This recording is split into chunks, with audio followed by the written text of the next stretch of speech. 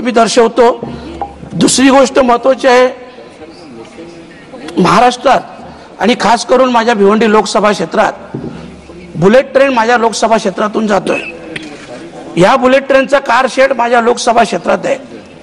महोदय, या बुलेट ट्रेनसाठी हजारो करोड रुपये खर्च केला जातो, परंतु या बुलेट ट्रेनच्या याच्यात जे काही गैरव्यवहार झालेले आहेत, मी प्रांत असतील, कलेक्टर साहेब असतील, तिथले पोलीस कमिशनर असतील, यांच्याकडे लेखी तक्रार दिलेली आहे। जे मोदी साहेबांचं ड्रीम प्रोजेक्ट आहे आणि त्या ड्रीम प्रोजेक्ट खरं म्हटलं तर हे देशाच्या शिरपेचा एक मानाचा तुरा आहे।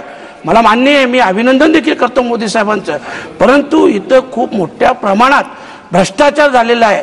काहीशे करोड रुपये हे परत रिव्हॅल्युएशन करून 2020 ला एका जागेचं एका स्ट्रक्चरचं व्हॅल्युएशन 100 रुपये केला जातो, परत 2024 ला त्याच जागेचा त्या स्ट्रक्चरचं व्हॅल्युएशन 500-600 रुपये केला जातो। असा काहीशे करोडचा अपव्यय हे झालेला आहे। कारण बघा, आपण एवढे 1000 करोड रुपये जेव्हा मंजूर करतो तेव्हा त्याच्यावर निर्बंध देखील असायला पाहिजे, लक्ष असायला पाहिजे। आणि म्हणून मी नक्की आपल्या निदर्शनास आणून देतो की याविषयी आपण माहिती घ्याल, चौकशी कराल, अशा प्रकारची अपेक्षा व्यक्त करतोय। आणि ते बोलण्यापूर्वी एक मुरबाड ट्रेनचा आमचा विषय आहे। आपल्या माहितीसाठी सांगतो की स्वर्गीय नाना शंकर शेठ यांना रेल्वेचं जनक म्हणून संबोधलं जातो आणि या नाना शंकर शेठचा जन्म हा मुरबाडमध्ये झालेला आहे, परंतु हा मुरबाड तालुका अनेक वर्षापासून रेल्वेच्या प्रतीक्षेत आहे।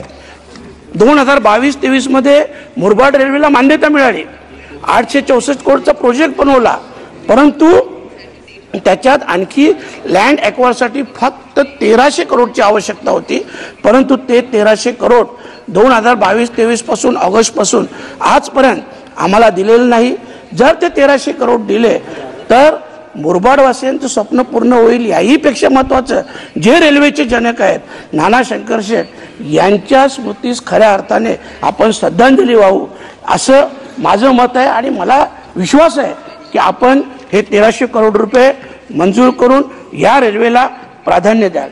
महोदय, जेव्हा बुलेट ट्रेनचं आपण पाहतो, बुलेट ट्रेनपासून तुम्ही 20 ते 25 किलोमीटरच्या अंतरावर गेल्यानंतर आमचे जे काही रेल्वे स्टेशन आहेत, वाशिंद असेल, आसनगाव असेल, आडगाव असेल, बदलापूर आहे, अशा रेल्वे स्थानकात जर तुम्ही परिस्थिती बघितली, तिथले बाथरूम बघितले, तिथले बाकडे बघितले, वरचे शेड बघितले, एक शेड 1 करोडच्या शेडचं काम बदलापूर रेल्वे स्टेशनमधून 2 वर्षापासून चालू आहे।